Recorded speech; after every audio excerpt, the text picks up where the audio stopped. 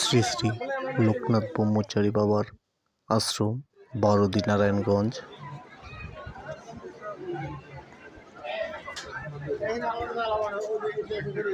আঠারো শতকের বাঙালি সন্ন্যাসী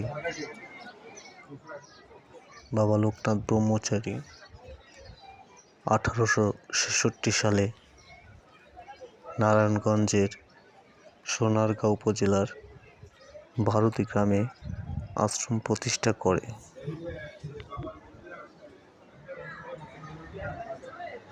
নিঃস্বার্থ প্রেম এবং জাতপাতহীন মানব কল্যাণে বাবা কাজ শুরু করেন এই আশ্রমে।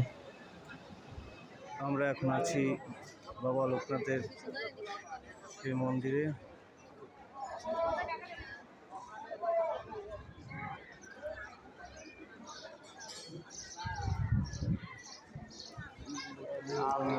খুবই সুন্দর বারোদি গ্রামের বাবা লোকনাথের এই আশ্রমটি। এখানে ভক্তদের থাকা এবং প্রসাদের ব্যবস্থা আছে।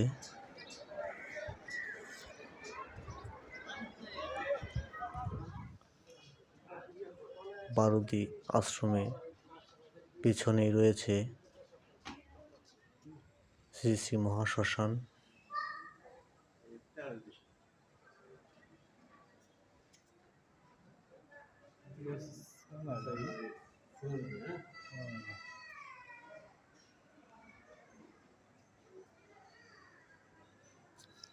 সকলের প্রতি রইল কৃতজ্ঞতা ও ধন্যবাদ ভিডিওটি দেখার জন্য।